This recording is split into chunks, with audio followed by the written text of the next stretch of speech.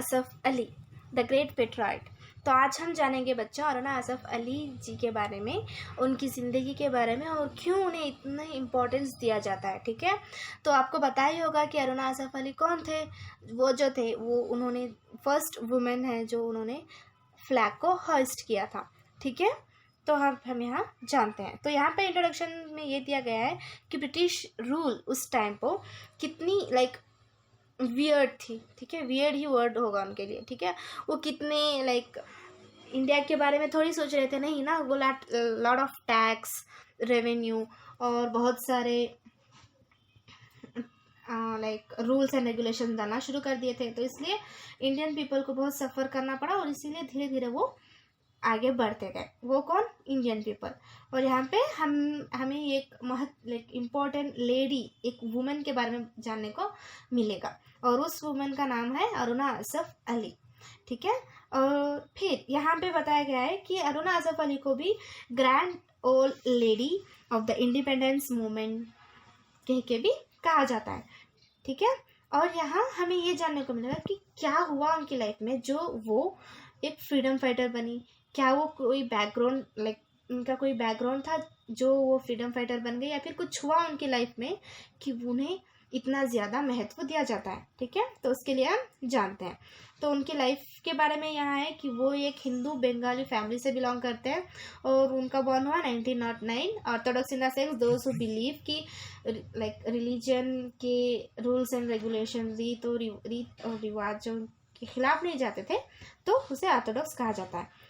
ठीक है, तो उन्होंने 19 ईयर्स में मैरिज कर ली और उनके हस्बैंड का नाम था असफ अली। और असफ अली कौन थे? 20 साल उनसे बड़े थे। और वो कौन है? ओके, सो ये उनका टिल मैरिज। सो असफ अली कौन है? वो एक फ्रीडम स्ट्रगल के एक इम्पॉर्टेंट व्यक्ति थे।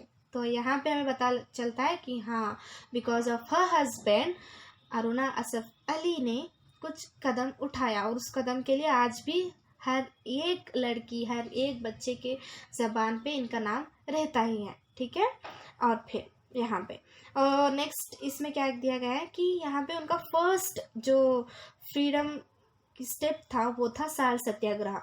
ठीक है, उस सत्याग्रह में वो उन्होंने हिस्सा लिया और जब उन्होंने उसमें हिस्सा लिया तो थोड़ी ब्रिटिशर्स छोड़ने वाले थे, तो ब्रिटिशर्स ने उन्हें अरेस्ट कर लिया गया। उनके साथ बहुत सारे पॉलिटिकल लीडर्स भी थे, फ्रीडम लीडर्स भी थे। जब वो फ्रीडम फाइटर्स को अरेस्ट कर लिया था, फिर धीरे धीरे एक एक को छोड़ना शुरू कर दिया। बट अरुणा असफ अली को उन्होंने नहीं छोड़ा। क्यों? क्योंकि उन्हें लगता था कि शायद कोई नहीं आएगा, इसे छोड़ दो। बट यहाँ पे सबको पता चला कि एक लड़की, एक वुमन, एक औरत अंदर है और उसके लिए कोई नहीं लड़ रहा है। तो फिर धीरे धीरे सब लोग आगे आए और उन्हें छोड़ने के लिए ब्रिटिशर्स को मजबूर कर दिया और उन्हें छोड़ना ही पड़ा। ठीक है, और फिर आप यहाँ पे देख सकते हैं अरुणा असफ अली को। ठीक है, कितनी क्यूट है ना। हाँ, सो नाउ हियर इन 1932 में क्या हुआ, फिर उनको अगेन अरेस्ट कर लिया गया दिल्ली में। ठीक है, क्यों? वो क्या कर रहे थे उस टाइम पर उन्होंने क्या किया, हंगर स्ट्राइक को प्रोटेस्ट कर रहे थे। हंगर स्ट्राइक माने कि ब्रिटिशर्स को कोई मतलब ही नहीं है कि इंडियन पीपल कितना स्ट्रगल कर रहे हैं।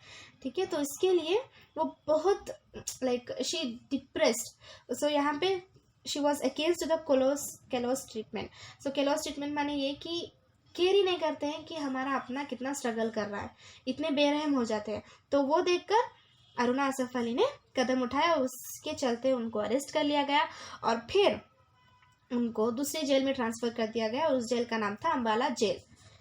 ठीक है, फिर उन्होंने जब वो रिलीज़ हो के आए तब उन्होंने डिसाइड किया कि 10 साल तक वो कोई फ्रीडम मूवमेंट में सामने नहीं आए। क्यों? क्या हुआ? और फिर क्या हुआ कि वो वापस आ गए? चलिए देखते हैं। तो यहाँ पे क्या है, 10 साल तक वो तो नहीं आ पाए ना, बट उनके हस्बैंड थोड़ी रुकने वाले थे, वो तो जा ही रहे थे। फिर यहाँ पे क्विट इंडिया मूवमेंट का रेजोल्यूशन स्टार्ट हो चुका था। उसके दौरान ब्रिटिशर्स को क्विट इंडिया मूवमेंट में क्या मोटो था उस टाइम पर। क्विट इंडिया मूवमेंट की शुरुआत करने से पहले इंडियन के मोस्ट फेमस फ्रीडम फाइटर्स जो थे, उन्होंने डिसाइड किया कि हम जाएंगे और हम अपना ट्राई कलर फ्लैग होइस्ट करेंगे। ठीक है। और ये बात ब्रिटिशर्स को पता चल गई और उन्होंने क्या किया, वो थोड़ी छोड़ने वाले थे नहीं ना, तो उन्होंने अरेस्ट कर लिया। जो जो मेन लीडर्स रहते हैं उनको अरेस्ट कर लिया। सो उस मेन लीडर्स में भी आते हैं महात्मा गांधी जी, और उस ही लिस्ट में आते हैं अरुणा असफ अली जा के हस्बैंड, ठीक है। और यहाँ पे वो कहते हैं, इस पैरा में आप देख सकते हो कि एक पुलिस वाला आता है और उनके घर लाइक सुबह 8 बजे उनके घर पे नॉक बजता है, ठीक है, 9 बजे अगस्त 9 में, अर्ली सुबह, मतलब टाइम नहीं मेंशन किया गया है, सुबह ही, ओके, मॉर्निंग हम कह सकते हैं 5 to 6 AM। जब वो आए तब उन्होंने जब वो डोर ओपन किया तो वहाँ पे देखते हैं कि पुलिस की ग्रुप खड़ी हुई है और वो अंदर आते हैं और कहते हैं कि हमें आपके हस्बैंड को अरेस्ट करना होगा। जब उन्होंने ये कहा तो ये लाइक अरेस्ट होना ये कोई सरप्राइज़ नहीं था उनके लिए, ये तो मामूली था उनके लिए। तो उन्होंने कहा ठीक है चलो, बट उन्होंने अरुणा असफ अली को अरेस्ट नहीं किया। जब उन्होंने पूछा कि क्यों आपने अरेस्ट नहीं किया, तो उन्होंने कहा कि आपके खिलाफ़ कोई अरेस्ट वारंट नहीं है, समझ रहे हो। तो सिर्फ उनका यही प्लान था कि मेन लीडर्स को पकड़ लेते हैं, बट आप उन्हें थोड़ी पता था कि यहाँ और भी सारे फ्रीडम फाइटर्स हैं, और भी लाइक बहुत सारे हैं जो जाके वो काम कर सकते हैं अगर वो चाहे तो, ठीक है। सो ये उनका मौका था। हाँ, तो फिर यहाँ पे फिर क्या हुआ, जब अरुणा असफ अली जब बाहर गए तो उन्होंने देखा कि ग्रुप ऑफ पुलिस की खड़ी हुई है और वो देख रहे हैं कि कोई आए लाइक कोई फ्रीडम फाइटर आए ताकि हम अरेस्ट कर ले, ठीक है। और फिर वो सामने गए और वहाँ पे लाइक स्टेशन के सामने गए, ओके, और प्लेटफॉर्म में उन्होंने देखा कि मौलाना आज़ाद बैठे हुए हैं और वो क्या कर रहे हैं, वो अपना ट्राई कलर जो फ्लैग था वो निकाल रहे हैं, ठीक है। तब उन्होंने पूछा कि ये क्या है, और वो मौलाना आज़ाद कौन थे, वो है कांग्रेस के प्रेसिडेंट, ठीक है। जब वो खोल रहे थे ट्राई कलर फ्लैग तो उन्होंने कहा कि पब्लिक गैदर होने वाली है गौलिया टैंक मैदान में सुबह 8 बजे और हमें जाके ये फ्लैग को होइस्ट करना होगा। बट क्या करें, बहुत सारे फ्रीडम फाइटर्स को अरेस्ट कर लिया। तभी इसी के दौरान उन्हें इम्पल्स आइडिया आया। इम्पल्स माने सडन डिसीजन, ओके, सडन से डिसीजन उन्हें कर लिया कि मैं ये काम करूँगी। और मौलाना आज़ाद शॉक हो गए, आप करोगे ये काम?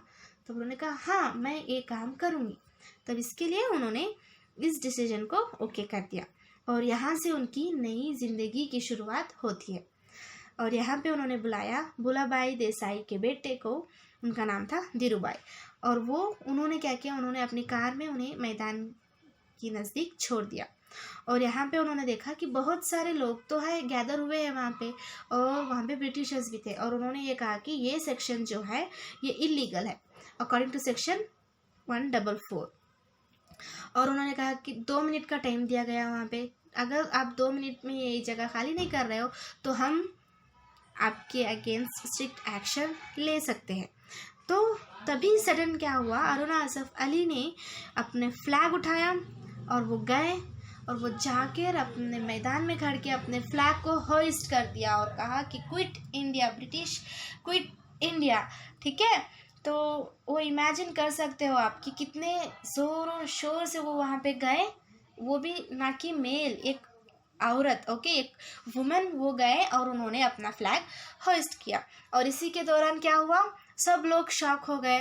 बट शॉक होने से पहले तो ब्रिटिशर्स जो थे उन्होंने अपना गैस, जो क्राइंग गैस था उससे उन्होंने टीयर गैस, ओके, शेल्स को ओपन कर दिया और उसी के चलते बहुत सारे जो गैदर हुए थे वो भागना शुरू हो गए। बट ये थोड़े भागने वाले थे, ये अपना फ्लैग होइस्ट कर ही रहे थे। और फिर उन्होंने कहा कि मैं अब आपके हाथ नहीं आऊँगी, मैं जो सत्याग्रह में आपने मुझे अरेस्ट किया था वैसे चलते मैं अरेस्ट नहीं होंगी। तो इसके चलते वो चले गए। और फिर यहाँ क्या हुआ, क्विट इंडिया मूवमेंट की जो मार्क थी अरुणा असफ अली से ही शुरू हुई, ठीक है। और यहाँ सब लोगों ने बनना शुरू कर दिया कि मैं लड़ूंगा, ठीक है। और फिर अरुणा असफ अली ने एक मैगज़ीन की एडिटर बन गए और उस मैगज़ीन का नाम था इनकिलाब, ओके। उनके साथ साथ राम मनोहर लोहिया भी साथ थे।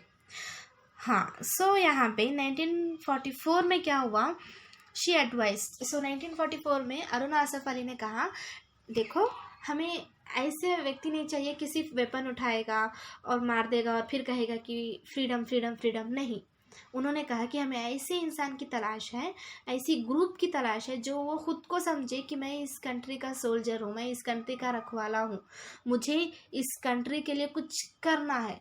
इसी तरह का जज्बात अगर किसी के अंदर है तभी वो हम फ्रीडम गेन कर सकते हैं। उसी के लाइक वही मैगजीन की मदद से उन्होंने ये मैसेज स्प्रेड कर दिया। ब्रिटिशर्स थोड़ी छोड़ने वाले थे। फिर ब्रिटिशर्स ने अनाउंस कर दिया कि जो कोई भी अरुणा आसफ अली के बारे में जानकारी देगा हम उसे 5,000 का इनाम देंगे। वो नहीं आए, ओके, किसी ने भी इंफॉर्मेशन नहीं दी। फिर अरुणा आसफ अली धीरे धीरे वीक होते गए। उनको किसी ने भी लाइक ब्रिटिशर्स की कोई सपोर्ट नहीं मिल रही थी। अगर वो कोई हेल्प करना चाहता तो ब्रिटिशर्स उनके पीछे रहता था। तब महात्मा गांधी जी ने उन्हें सजेस्ट किया कि देखो ये जेल जाना हमारे लिए कॉमन है, तुम जाओ अरेस्ट हो जाओ, फिर हम देखते हैं। तब अरुणा आसफ अली ने सरेंडर कर दिया। बट उन्होंने कब सरेंडर किया? इन 1946 में, ठीक है। सो उन्होंने 1946 में अरेस्ट किया। बट उस दौरान जो उन्होंने वो इम्प्लीमेंट किया था ना कि हम 5,000 देंगे, वो एक्सपायर हो चुका था।